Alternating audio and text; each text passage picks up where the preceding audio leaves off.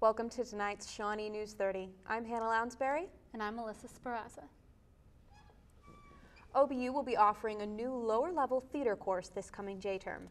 The course, called Devising Theater, is designed to be a very interactive, on-your-feet course that will introduce the idea of creating theater productions in a collective manner. The course can be found in the OBU online course catalog under THEA 1999 and has no required prerequisites for registering. Any student who is curious about theater as a major or minor is encouraged to sign up. Start thinking about what you're thankful for because Thanksgiving is coming up fast. The break for OBU starts November 23rd through November 27th. However, Tuesday, the 22nd, the dorms will be closing at 5 p.m. that night. If you need to stay on campus during the break, make sure to turn in a form and it will cost you $15 a night. We hope your Thanksgiving break is filled with family and fun. We here at Shawnee News 30 would like to congratulate this year's OBU homecoming court. The winners were announced during halftime at last Saturday's football game. OBU awarded 6 winners for the awards of Most Servant-Like Man and Woman, Best All-Around Man and Woman, and the Traditional Homecoming King and Queen. Levi Phillips and Emma Patton won the Most Servant-Like awards, with Caleb Compton and Lauren Ledbetter taking the Best All-Around. And a special congratulations go to this year's King, Truett Ross, and Queen, Karis Johnson. Auditions for OBU's Wandering Through Reality, A Night of One Acts are tonight. The production will consist of 3 one-act plays, The Actor's Nightmare, Last Train to Nybrock, and one written by our very own senior Samantha Faye King titled Taught. Let's hope all the auditions tonight break a leg and do their best. The performances will be February 9th, 10th, 11th, and 12th, so keep that in mind. The OBU football team wrapped up their season this past weekend in a 20-10 loss to Southern Nazarene University. The Bison finished the year with only 2 wins and 9 losses. Despite a subpar record, there are plenty of reasons to look forward to next season. Isaiah Mallory broke the OBU football rushing record on his first carry last weekend and finished the season with 1,083 yards. The sophomore running back is looking forward to having a big season in 2017. OBU's 79th annual Hanging of the Green is on Saturday, December 3rd at 7:30 p.m. in Potter Auditorium. The choir made of the Bison Glee Club, Bisonettes, and the University Chorale will be performing Handel's The Messiah with full orchestra. Come and enjoy the tradition that is the Hanging of the Green. OBU has recently honored Kelly King, a former adjunct professor at the university, with the J.M. Carroll Award. The award, named for OBU's first president, is given to recognize outstanding denominational service in the state. King, who has written for multiple Christian publications, is considered an expert in the field of women's ministry and has helped to support a long list of ministry organizations around the state. Grammy Award-winning Christian artist John Michael Talbot will be holding a concert this Sunday, November 20th at St. Gregory's University. The concert will take place in the Abbey at 7 p.m. It is open to the whole community, and St. Gregory encourages anyone who is interested to attend. No ticket will be required for the event, and there will be no cost at the door. They only ask that you would donate to the love offering that will be taking to support the band's travel costs and the charity that Talbot and his band run. When we come back, we'll take a look at a local business here in Shawnee and give you the most recent updates on the shooting that took place at Will Rogers Airport. Stay tuned. Welcome back to News 30. Thanksgiving is just around the corner, and you know what that means: food, and lots of it. However, some people may not have food this holiday season. If you want to help those in need, there are 3 food pantries in Shawnee you can donate to. First is Calvary Southern Baptist Church, located at 214 West Farrell Ave. Second is the Salvation Army at 200 East 9th Street. And last but not least is Shawnee Rescue Mission, located at 506 South Beard Ave. To find out more about the food pantries in your area, go to www.foodpantries.org. This past week, a local shooting devastated Oklahoma City's Will Rogers Airport, leaving 1 man and the shooter dead. The victim was a Southwest Airline employee named Michael Winchester, a former football player from the University of Oklahoma. He was also father to Kansas City Chiefs player James Winchester. The shooter, who police say is a former Southwest Airlines employee, shot Winchester on Tuesday afternoon in an airport parking garage. Winchester was declared dead at a local hospital later that day, and the shooter was found dead in his vehicle. The gunman's death has been ruled a suicide. Tomorrow evening, Shawnee will hold their annual tree lighting at the Veterans Memorial Park in downtown Shawnee. This event did not happen last year due to all the construction going on in the downtown area, but Shawnee city officials are excited to bring the event back. The ceremony will start at 6 p.m. and this year's honorary tree lighter will be the city's new mayor, Richard Finley. News 30 reporter Oliviana Combs visited a beloved Shawnee establishment that attracts locals and visitors all year round. Michael Maxis and his sister Cynthia Harden are the owners of Hamburger King. This restaurant has been in Shawnee for 89 years. Starting with his grandfather, the legacy has been passed down generations. Well, that's my grandfather. He started it in 27. Wow. That's my dad. He took it over when he passed away in 82. This restaurant has a lot of history. It came all the way from Massachusetts to Shawnee, Oklahoma, with the original having a dance room and a bar. Nowadays, there is no bar and dance floor, but it retains its homey feel. The current Hamburger King has moved 2 blocks from its first Shawnee location. And so he just consolidated it all, and then he ended up moving up into the 400 block to a bigger restaurant. And then in 64 it burned out down there. They had a grease fire, and that's when we moved up here. There's a lot going on for this local establishment. The restaurant is known for its family-friendly atmosphere and service. Most of the time when you come in here, you're dealing with family. I'm either gonna be here, my wife's gonna be here. There's always family here, which we have a vested interest in the place more than just a salary. Hamburger King doesn't just have longtime customers, but also loyal staff. We have a lot of our, customers that I've seen here all my life. Okay. They started coming here when they were young, raising their families, and now they're retired and into their golden years, and they're still coming in. Across the country, many family-owned restaurants have been struggling. Despite this, Hamburger King continues to be a tradition in Shawnee. Many frequent the restaurant their entire lives. To try out Hamburger King's famous burgers or desserts, visit them on East Main Street, downtown in Shawnee. For News 30, this is Oliviana Kelmies. Need a little Christmas? Right this very minute? If you can hold on just a little longer, Safe Events for Families has got you covered. December 1st, the first Thursday of the month, is chock full of events to get you in the Christmas spirit. At 4:30 p.m., 2 canned food items can get you into the Canned Food Movie Festival at the Hornbeck Theater. Then at 7, you can catch the Night Under the Stars Christmas Parade. With parade floats, Christmas lights, and maybe even a visit from the man in red himself, Main Street and Bell will have you really believing that Santa Claus is coming to town. But before then, Black Friday is approaching quickly. The Shawnee Mall opens midnight the day after Thanksgiving for Black Friday shopping, and the stores will continue to open at different times from there, at 5 a.m., 6 a.m., and 8 a.m. Sears, however, will be opening at 8 p.m. on Thanksgiving night. There is going to be some crazy great sales and doorbusters, so make sure to take a look. Good luck to you, Shawnee shoppers, and be careful. St. Gregory's will be hosting their Festival of Carols show on December 11th at 6 p.m. The show will consist of an arrangement of sacred Christmas carols performed by members of all the different sections of the university's music department. For more information on admission and what will be going on during the event, you can visit the university's website. Operation Christmas Child ends this Sunday. The project that has taken place every year since 1972 encourages people to fill up a small shoebox-sized package with toys, school supplies, and hygiene products to be given to poverty-stricken children in countries all over the world. The project, run by Samaritan's Purse International Relief, sends millions of these gifts all over the world every year.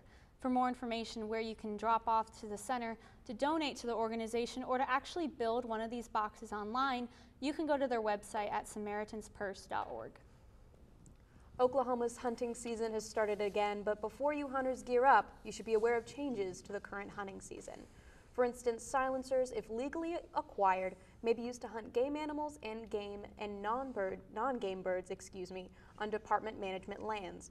There will be new rules for the shooting ranges, and the quail and pheasant hunting seasons at the Beaver River WMA site will close the first 9 days of the season.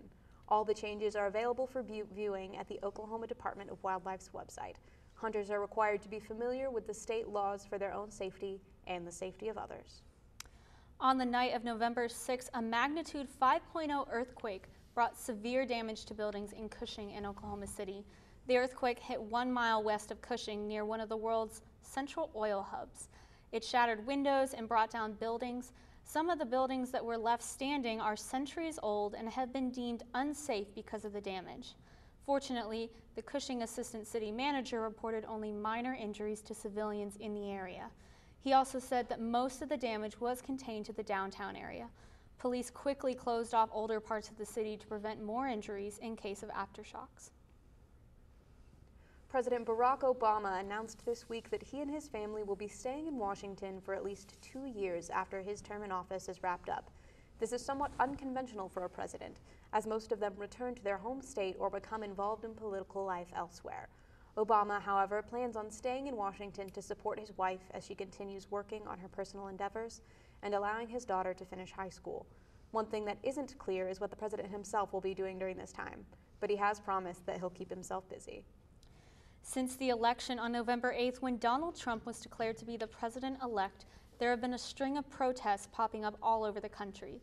These protesters are calling for the decision to be changed and are asking that the Electoral College put Hillary Clinton into office when they make their final decision on December 19th.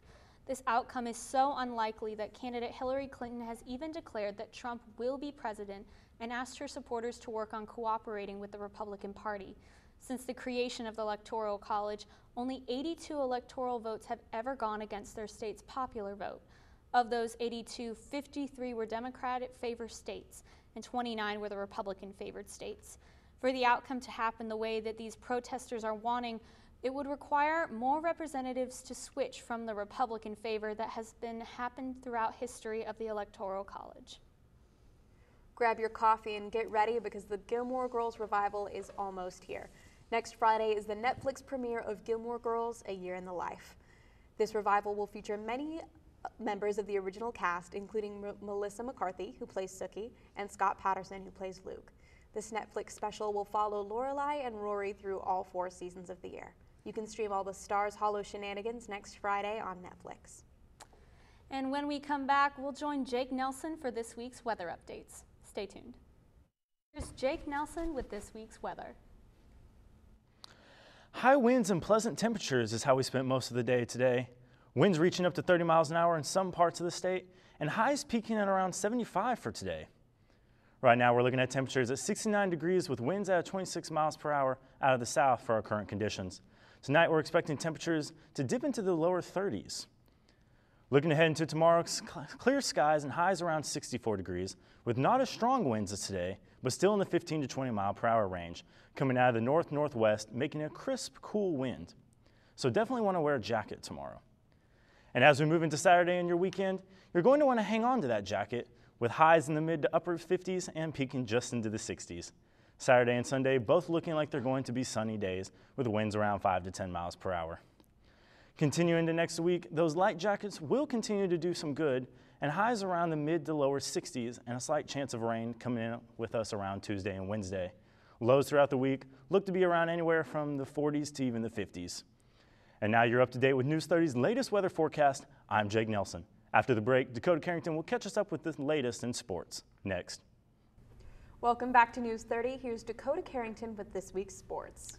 Well, the Oklahoma Sooners pulled off a stunner this week in Normandy, upsetting the Baylor Bears with a final score of 34-24. The reason why this is such an impressive win because that means the Sooners are on a 7-0 Big 12 run. What does that mean for the Sooners' playoff potential, you may ask? Well, if the Sooners can win out the rest of the year, that would mean the Sooners would be on a 9-game winning streak, which would look very impressive to the selection committee this year. But that wouldn't be enough. The Sooners would have to make it to the Final Four. For that to happen, 2 more things would also have to occur. For the Sooners to have a chance, Ohio State would have to win out and beat Michigan, who just had their first loss this past weekend to a major upset against Iowa. Washington would also have to lose at least 1 more game. Is it possible? Maybe. Will it actually happen? One can only hope. This week, Oklahoma State played a tough game against Texas Tech, barely beating out the Red Raiders by 1 point. While OSU had a solid offensive game led by quarterback Mason Rudolph with 395 yards, 2 big problems occurred that OSU had, and that was 21 points were scored by Tech in the second quarter, with a little issue from OSU defense, and another 9 unanswered points by Tech in the fourth quarter, bringing it to a close call. The game that ended 45-44 was contested all the way through the fourth quarter, and it had not been for a missed extra point attempt by Texas Tech, the game would have gone into overtime. After the game, Coach Mike Gundy remained positive about the Cowboys' chances in the upcoming weeks, saying they would fix the defensive issues that happened during the game.